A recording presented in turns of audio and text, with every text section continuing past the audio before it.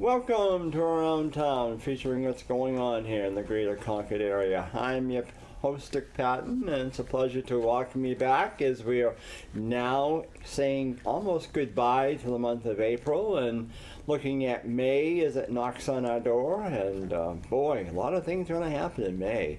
College kids will say goodbye for the summer or for a few months. And the high school kids are just getting ready to say goodbye as well, but then we gotta go to June.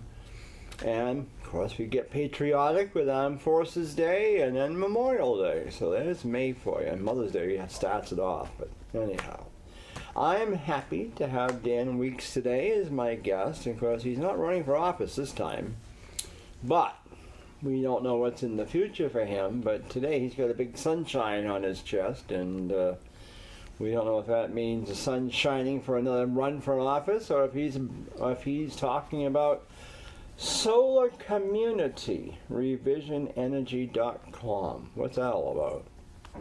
Well, great to be back, Dick. Thank you for having me. Yeah, well, hey, it's good to have you back here. It's good to be back, and I am very happy to not be running for office right now, although it was an honor to be a candidate for the Executive Council and came close, although I wasn't elected. But one of the issues that I talked about a lot on the campaign, and it's something that I first got involved in way back in high school when I got to join the Convo High School solar race car team, is this issue of renewable energy.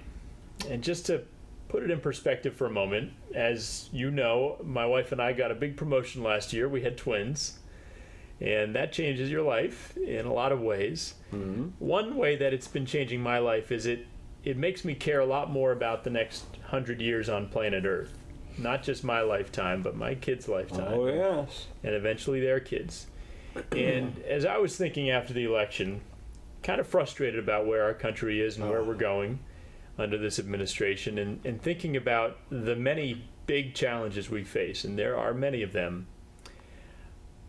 I couldn't think of another issue that was more existential and more fundamental than the health of this one and only planet we call home, planet Earth, because the best scientists we have who study this day in and day out are telling us without any shadow of a doubt that our climate has changed, that we live on a planet that is different from the planet you and I were born onto, that with the rapid melting of the Greenland ice sheet and West Antarctic ice sheet, with average temperatures up around the world, we've had more than 10 of the 10 hottest years on record occurring in the last 15 years, including last year being the hottest ever recorded. Here in New Hampshire, with snowfall down between 10 and 60 inches average every year over the last 30 years, with the moose in rapid decline. Oh, I know.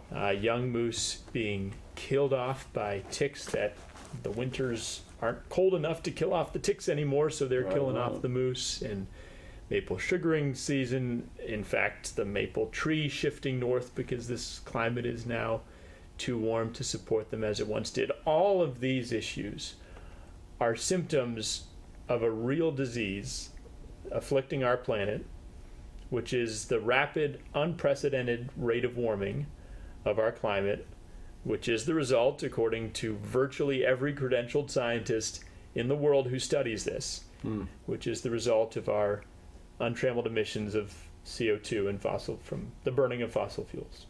And so I thought after the election, what can I do with this one and only life in this time to make a positive contribution for my kids so that they can inhabit a planet that looks something like the one I've enjoyed in my life so far.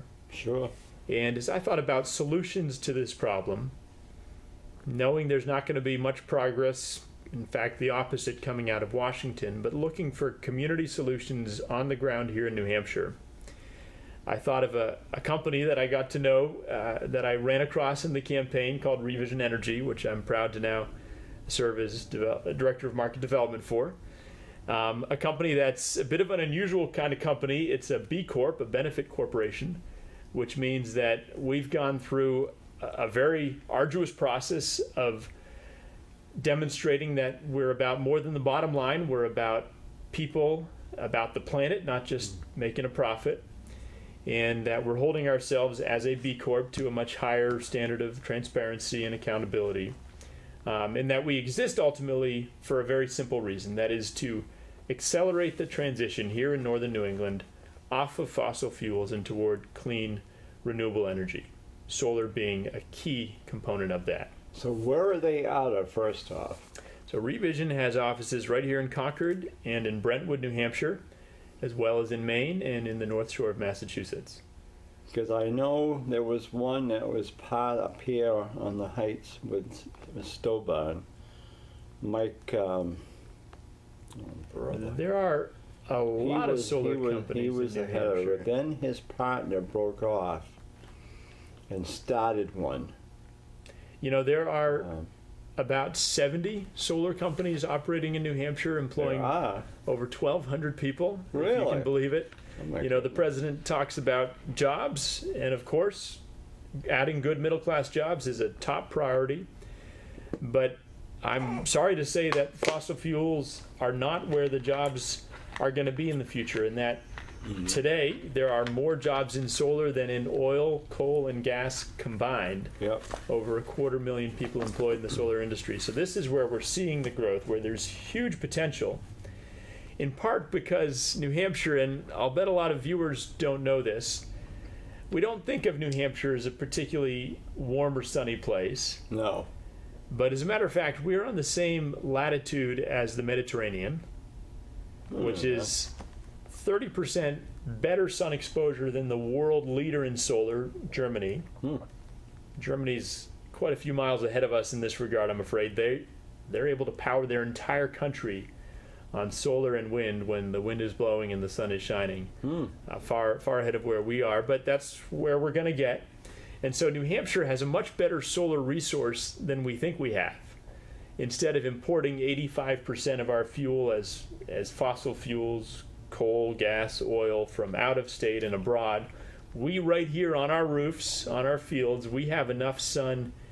In the time it takes to tape this show, we have more than we'll use in an entire year if we were to harness all that solar power. Really? In fact, more sunlight hits planet Earth in a single hour than we consume as an entire planet in a year. But take like today though. It's cloudy here. What goes? How does that help? That doesn't help us with the solar though, right? Great question. So how does solar work on a cloudy day? Yeah. Let me get specific, because a year ago, before I joined the company, my wife and I went solar. We'd been thinking about it for a long time, and we finally were in a position to install solar panels on our roof. I'm happy to say you don't need any money up front. You can finance it for the cost of your current electric bill. Just shift that money over into paying for your solar panels, and after 6 to 10 years, the typical payback period, you'll have free power, minus a small monthly charge to connect to the grid, but free power for the 40 years of the life of the solar panels. But as for a cloudy day, so thanks to something called net metering, the power lines, the meter can essentially serve as your battery system. So in my case, we've got 17 panels on our roof. On a sunny day, we generate several times more than we actually consume. And next to our old meter, which spins one way as we draw power down from the grid, we have another meter, the net meter, which spins the other way, sending power back up to the grid. And so when we're generating that excess power, which we are on any sunny day, winter or summer, Yep. that power is going right back into the grid, and we're getting a credit for every kilowatt hour of electricity that we produce. We get a little credit on our bill. And so on a cloudy day like today, or when it's snowing all day, we use those credits. And averaged over the year, the 17 panels on our roof, it's a little section of our roof that's dedicated to solar panels, those 17 panels generate enough power, averaged over the year through net metering, to provide all our electricity needs. And we've been spending almost nothing on electricity since we installed the panels last March. And you know, I used to think that this is only good if you're a rich environmentalist. Yeah, really, I know. You gotta have a ton of money to put solar on your roof. That used to be true. Yeah. It used to be true that the technology was such that it was incredibly expensive and not very efficient. But over the last decade, we've seen the price of solar panels come down 70 or even 80%, so that anybody who's got a patch of roof or a patch of ground with a clear view to the sun can install solar at no upfront cost. And like I said a minute ago, financing the cost of the solar system with what they're now spending on their electricity bill. And after 6 to 10 years, depending on just how good their roof orientation is, what their current electric bill is, after that payback period, they will have virtually free power for decades. Interesting. Now, when you say grid, what do you mean by the grid? That's why I get confused even with the regular power. Where's the grid? The grid is all around us. It's the power lines that we see along the roadways. So you hook onto them? I didn't think they did that. So our home, like your home, has a power line that comes off of the main power that goes down our street, a single line that goes to the side of our house and interconnects, and we've got our meter below it. So we've already got that hookup. It's a matter now of taking power not just in one direction down from the grid, but also sending it back in the other direction into the grid. And the grid is such that it is able to handle smaller scale generation going in the other direction. So for almost any home system, unless you're using a ton of electricity and maybe living on the end of a dirt road where the power line doesn't have the same capacity as it does in a city. But in almost any case, for a regular family that's wanting to install solar panels, you don't need to put in new power lines. You're simply connecting through the current lines that you already have and sending that power back to the grid. And you know, one common misperception is that solar is adding a lot of expense to people who don't have it. And it's an understandable concern. You know, if people, I got a $2,500 rebate from the state, that's from a collective fund. It's not tax money, but it comes out of the utility payments that they make for their continued reliance on fossil fuels, so we can speed up the transition and deal with climate change. But I get a certain benefit that you, assuming you don't yet have solar, have not been able to access. So how do you justify that? Well, it happens that the time that solar power is at its strongest coincides pretty nicely with the time that overall electricity demand is at its highest. So think of a hot day in August when the ACs are pumping. Those are the days that we use the most electricity in this part of the world.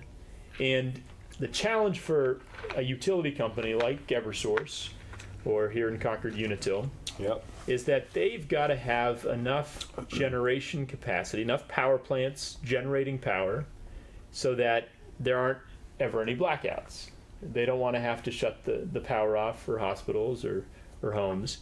And so they have to build and maintain extra power plants that aren't running most of the time, but that kick in on those hot days in July or August when the ACs are cranking and they need the extra power. It costs them, and frankly us as the ratepayers, the utility customers, tons of money to maintain these big power plants that are designed specifically to meet that peak demand, those highest demand periods. So as we bring more solar online, which generates at its max at the same time that the need for energy is at the max, we are saving the utilities money. Over the long term, we will see the need to build less of these power plants and maintain them. So we can save them money and take pressure off of the grid, thereby adding real value in a way that unfortunately is sometimes overlooked by the utilities. Yeah, now, of course, as you know, you mentioned Eversource and all that. Of course, the Bow power plant, the Merrimack station in Bow. With that being sold off, and how's that going to affect? Does that affect this here at all? You know, Merrimack Station is a good example of why we need to speed up this transition. Right now, solar is, although we're growing fast, it's just a blip on the horizon. About half of 1% of power generation in this state comes from solar. Power plants like Merrimack Station, in order to meet the requirements for cleaner emissions, Yep. need to install incredibly expensive scrubber technology to reduce those harmful emissions. And in case you don't think it's a big deal, about 100 people die in New Hampshire every year from asthma and other respiratory ailments as a result of breathing in these toxic emissions. So Yep. this is serious, and that alone costs us $1 billion in public health expenditures. So we need to be adapting to these higher standards, but power plants like Merrimack Station, if you're going to retrofit them to meet the emissions requirements, the cost there was about $500 million. And that's not just going to be paid as a once-off by the utility. That's going to be passed on to us, the customers. And so we need to move away from that kind of dirty fossil fuel power generation toward this distributed generation where literally thousands, tens of thousands of mini power plants, my roof, my neighbor's field. I have friends in Hollis who recently opened a community solar farm. They have 20 homes that they're offsetting in an acre of their land. A really exciting project. So as we broaden the pool of electricity that we generate, we make our system more secure. Yep. Instead of having just a handful of big centralized power generators, which are an obvious target for terrorists, God forbid, or if something goes wrong with the supply chain or with the power generator, thousands or tens of thousands of people can lose power. As we distribute power generation to rooftops and fields, and we need to move toward wind as well and other renewables, we have a safer and more secure grid with a more sustainable source of power for our homes and businesses. Because, it's all we hear about is what's going to happen in Bow. What's going to happen? Is some other outfit going to take that over down there? We're going to go back to coal. And it's like, but could this couldn't take that over down there then? Really, it's too big of an outfit. Not overnight, but you don't need to drive far from here, just over into Massachusetts, to see that solar power plants are very real. They have dozens, maybe more than 100 solar power plants in Massachusetts. Sometimes I was recently driving along the Mass Pike, Interstate 90, west from Boston, and you see several solar arrays along the highway, these ground-mounted systems facing south. You go past the old dumps in Massachusetts, and a whole lot of them have been converted into solar farms. So these aren't at the same scale in a place like Massachusetts, although they are when you go out to Arizona, where you got the wide open desert. But by having many of these installations, a couple acres apiece, you can completely offset what now we would require a big central power plant to provide. Okay. It's going to take us some time to get there. You can't simply put solar panels on top of the existing power station and generate the same amount of power. Yeah. But we have the land. In fact, it would take only a fraction of 1% of New Hampshire's land mass installed with solar to provide a huge share of our electricity need if we take the steps that we need to take. And then also, too, this is what's got me confused, too, is you drive along 95 or Route 3 down into Boston there, or the old, 93, that'll bring you down.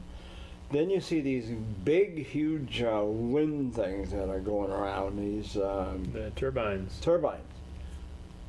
What's that? That's generating power, too, right? You bet it is. So that's nothing to do with this one, though. So that's another renewable energy technology, and we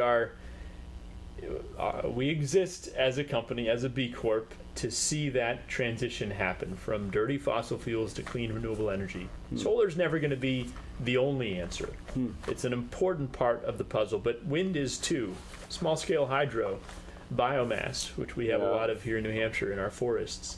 And so wind is a critical part of the equation, no doubt about it. a single large turbine, Mm-hmm. and they're moving toward installing some turbines out in the Monadnock area. Well, Plymouth has got a in bunch of Antrim. them up there. We've got some in the White Mountains. Yeah. A single large turbine can power 1,000 homes. Mm. And so you see the potential there as the wind turns the turbine and you capture that electricity and send it out to power lines. Hopefully you're not sending it across the country, but using it in that immediate vicinity. Another enormous potential is offshore wind. Off of Block Island in Rhode Island, they are opening the first offshore wind farm in the United States, but they've been doing this for many years over the Atlantic in Europe, where countries like Great Britain now receive a huge share of their power from wind, both on and offshore. And in fact, the UK recently was able to run without any coal-fired power plants because of these renewables. Again, I'm sorry to say that they're quite a bit ahead of us in that regard. But offshore wind in the Gulf of Maine, the Gulf of Maine has been called the Saudi Arabia of wind. We have enough wind potential, according to the Department of Energy, to generate 6 times the total consumption for the New England region. Wow. That's 200,000 megawatts. By erecting wind farms, wind turbines off the coast of Maine and New Hampshire. And they can be erected far enough offshore that you barely see them from the coastline. It's not an eyesore, and it's just a huge source of clean, renewable energy. So they're like a competition to what you're doing, though, right? Yeah, but we don't- Somewhat. I mean, We see them as a complementary technology, yeah. and we need all of the above in terms Oh. of renewables. wow. Huh. Now, currently, this group here, how many homes are they? How many people have got that? So Revision Energy, which started up in Maine in 2003, and we've been installing in New Hampshire since 2009. Yeah. We've done over 6,000 systems all across the region, and we're now adding Massachusetts. Wow. And so right here in Concord, we've done a lot of homes and are excited to be working with any homeowner, with any nonprofit, with businesses, with towns and cities. In fact, this is something else that a lot of folks don't know about, but most nonprofits operate on very tight margins, and they don't have money hanging around to install solar or other things like that. But thanks to what's called a power purchase agreement, a PPA, we're able to work with nonprofits to charge them nothing up front Really? and to install a solar system on their roof or on their land that provides their electricity. And instead of paying the utility, they pay for the solar system. And then after 7 years or so, they're able to acquire that asset at a huge discount from what it costs to install. And then they can own and generate their own power. And that's a way to help organizations like the Soup Kitchen in Nashua that we're designing a system for, other groups that do really important work helping people in need and have very little margin. We can reduce their electricity costs and save them over the 25 years of a warranty and the 40 years plus of a system. We can save a lot of organizations 6 figures or more in terms of their electricity costs by moving off of fossil fuels to clean renewable energy. So if you came over to my place and looked over the situation, plus we got a whole line of pine trees behind us, but you could put that on our front roof. That's where the sun pours in there. What are we looking at possibly for expense to start that? You know, something like. Good question. So the first thing I would say is, what's your address? Let's put it into our map, and we can take a satellite view of your home, and we can look, what direction does your roof face? Do you have a south-facing roof that gets Yeah. the best kind of sun exposure? Yeah. If it's east-west, we can still work with that. North generally isn't worth the effort, but in my case, we've got an east-west roof, so we put our panels on the west face. And then if we've determined that you've got a good roof and that it's structurally sound, which most roofs are, but sometimes they need some reinforcements, we would then take measurements of the space, figure out how many panels we could fit. We'd ask for your electric bill Yeah. to see how much you're currently spending and what the rate you're paying for electricity is. And then we would design a system, fit as many panels as we could to meet 100% of your demand. And in my case, I can't speak for your roof, but in my case, we put up 17 panels. That was enough to offset all of our electricity use, and the cost to us was about $12,500 after the rebates, the federal tax incentive. And that you can either finance so that you're paying, again, not adding any more expense, but shifting your electricity dollars from the utility to your solar system, and then once it's paid off, you don't have to pay anything more. Or if you're able to save up and buy that up front, $12,500 for a home like ours, you then have free power from that point forward. So you don't get a monthly power bill then? So I get a monthly bill from Eversource, and it charges us $12, which is the interconnection fee to maintain our connection to the grid. Okay. Yeah. And from our standpoint, that's money well spent, because it gives us the grid as kind of our battery. We can send our extra power there on a sunny day, and we can draw it back on a rainy day or at night. Yeah, the roof, I think, faces more southwest, if I remember right. As long as it's not due north, it's probably a good place. Definitely southwest. Probably good potential, and as long as there isn't too much shading. We've got a bit of shading on our roof, but it's mostly clear, so we can get a lot of sun power. Well, there you go. Well, we're getting to a close of the show if we're around town, but Dan, if anybody wants to contact you, how do they do that? They can go to revisionenergy.com. Revisionenergy.com, right there. Okay. And we love to send our guys out. We've got a big team here in Concord and in the Seacoast, although they travel all over the state. And we love to send our guys and gals out to meet with homeowners, to check out their roofs, to present proposals, and if it's the right thing for you, we'll send a team out to install the solar panels, and in a day or two you'll be all set. Yeah, okay, good.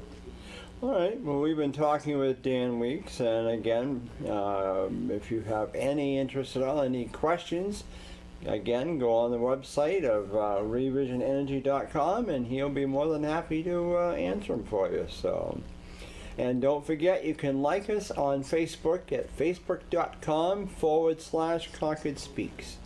So I'm your host, Dick Patten, and again, here on Around Town, we'll look forward to seeing you soon. Take care now.